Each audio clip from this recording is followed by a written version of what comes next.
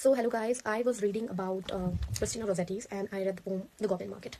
Although I already read that poem in my masters, but I was naive enough to understand it through different perspectives and different lenses. We read it like a children's story, a fairy tale, and there were some elements of feminist critique or something, but I could not see the different angles. But now while I was reading it, I could draw different perspectives. Like I can see the intertextuality here. So the concept of intertextuality is that each and every text are interconnected. Like whatever works are being produced, they are all interconnected. We cannot separate one text from other. There are some references, some allusions that make the text richer and more meaningful. So this poem is a narrative poem. It's a fairy tale, like allegorical work. So this tale is about two sisters, Laura and Lizzie, and they live at a place that is very beautiful. Forest like setting is there, beautiful flowers, trees and everything, and they go to fetch water like normal girls near the brook. But there's something mystic in that forest, like mystical, that are goblins. And those goblins, they tempt maidens, like virgin maidens.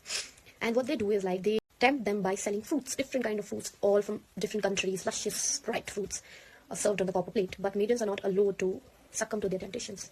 And these two characters, like Laura and Lizzie, I can resonate, and I can see the intertextuality presented here. Like I can resonate the character of Laura and Lizzie, these two sisters, with Jane Austen's Sense and Sensibilities characters, that is Eleanor and Marianne. So I was talking about the Eleanor and Marianne. So in this poem, Lizzie is somewhat akin to Eleanor, and Marianne the character of Marianne resonates with Laura, because Eleanor in Sense and Sensibility was very rational and Marianne was very passionate driven. She takes her decision through passion and curiosity, which ultimately led to her heartbreak and everything we know about that novel. And in this novel too, Laura is very curious, and Lizzie tells her that these goblins, they are here to tempt maidens, and we should not peep through the brook, neither succumb to their temptation or listen to their cries. We should go home.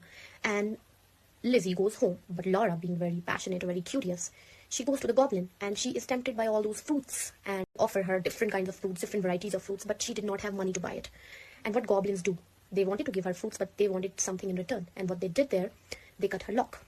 So this episode of cutting the lock alludes to another text, that is Alexander's Pope, The Rape of Lock, in which Belinda's lock was cut, and the whole episode and the whole poem was about that. So the lock was the symbol of chastity for Belinda, the symbol of respect, the symbol of maidenhood. And in this particular poem, when the lock was cut, it means she was not a maiden anymore. She was not virgin anymore. And those goblins, they are metaphorical. And the whole episode of eating all those fruits was like she was a fallen woman now. She was being raped. And the goblins are not goblins. They are particularly presented as men. It's a proto-feminist text, if we see it through that lens. And what happens? So Laura went home, all weary, all pale, all tired, with a kernel in her hand. She was of the opinion that she will sow that seed into the ground and will grow more luscious fruits and will satisfy her desires. But what happens when she reaches home? Lizzie saws her and she was pale. She was all weary, she was exhausted, presented as a resistance, like female autonomy here. She becomes the tool of resistance, like she's resisting all those goblins. She was resisting those goblins, and ultimately she succeeded, and the goblins were tired and they went away. So here the Lizzie becomes a symbol of resistance. Like it was written during 1840s, around 1840s, and after that the first wave of feminism came. So that's why we can say how the idea was growing, how the women were feeling this thing, that they should become a tool of resistance, they should have their identity, they should not succumb to what patriarchy is trying to do. So this was about Victorian women. And what happens next in the story, Lizzie goes home and she tells Laura to kiss her, because all the juices of those fruits were smeared on her face, and ultimately Laura recovers and everything falls into place. And this was all about the story. But what I drew, another, this is also a Christian allegory, I can see the illusion of, again, Milton's Paradise Lost here. So we can see that Laura and Lizzie, where they live, it's a forest, a beautiful mystical forest, so it alludes to the Garden of Eden.